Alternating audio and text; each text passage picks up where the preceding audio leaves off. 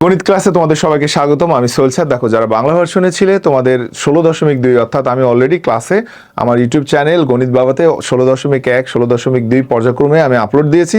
তারই ধারাবাহিকতায় আজকে 16.2 এর নেক্সট ম্যাথগুলো আমি এখন তোমাদেরকে দেওয়ার ট্রাই করবো। তো দেখো, আমি সোহেল স্যার, তোমরা আমার সাথেই থাকো।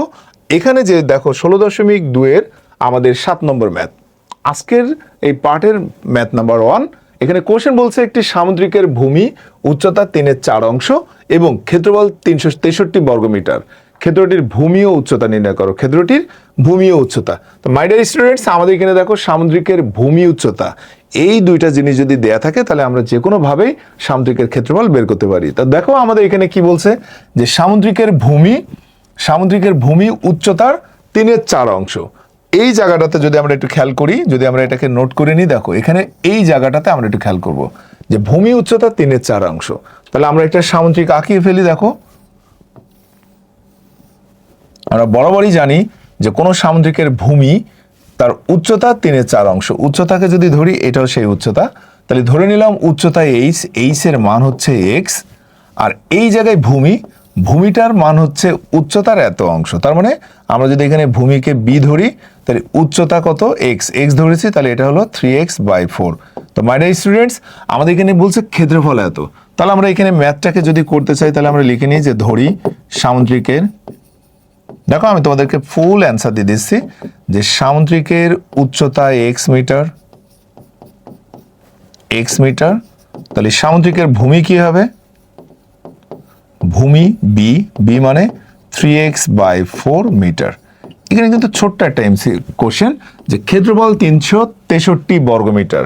তো মাই ডিয়ার স্টুডেন্টস, আমরা প্রশ্ন মতে সামুদ্রিকের ক্ষেত্রফল কি এটার অ্যান্সার দিয়ে দিই। দেখো, সামুদ্রিকের ক্ষেত্রফল হলো ভূমি গুণ উচ্চতা। তাহলে ভূমি হলো এটা আর উচ্চতা হলো এটা। তাহলে আমরা এখানে লিখি BH = 363। তাহলে বি এর মানটা বসায় দাও। বি হচ্ছে কত? 3x/4, আর উচ্চতা হলো x = 363।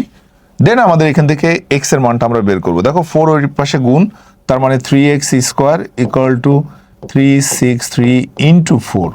দেন x² কত? 363 × 4 / 3। আমরা যদি এটা ক্রস করি, দেখো 3 1 2 1 1 to 1, 4 এর সাথে যদি আমরা মাল্টিপ্লাই করি 4 4 × 2 8 4 × 4 484। দেন x² মানে 484। যদি আমরা এখান থেকে x এর মানটা বের করতে চাই, দেখো x = কি আসবে? √484 484। এটা আমরা ক্যালকুলেটরের মাধ্যমে যদি অ্যান্সার করতে চাই, তাহলে আমাদের এখানে কত আসবে? আমার কাছে হ্যাভ নো ক্যালকুলেটর, এই জন্য আমি ফোন ইউজ করতেছি। দেখো ফোনে আমাদের এখানে দেয়া আছে 484। এটার অ্যান্সার আমরা কি নিব? দেখো তোমাদের, আমি এটার অ্যান্সার জানি, বাট আমি ক্যালকুলেটরের মাধ্যমে তোমাদেরকে দেখাতে চাচ্ছি যে না, এটার এক্স্যাক্ট ভ্যালু কত এটা আমরা একটু দেখে নিই। এটার রেজাল্ট হচ্ছে 22, অর্থাৎ আমাদের উচ্চতা হলো এক্স। তাহলে আমরা এটা দেখো এই কোশ্চেনের অ্যান্সারটা নিয়ে নেব। উচ্চতা এক্স মানে কত? 22 মিটার। আর ভূমি হচ্ছে কত? দেখো 3 × 22 / 4।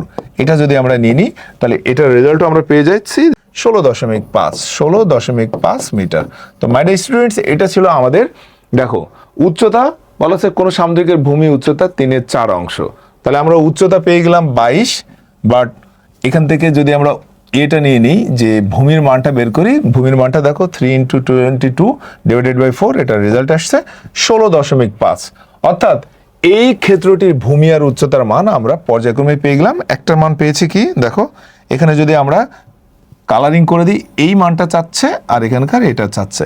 এটাই ছিল আমাদের 7 নম্বর প্রশ্নের করলাম। আমি সোহেল স্যার, সবাই আমার সাথে থাকবা। আল্লাহ হাফিজ।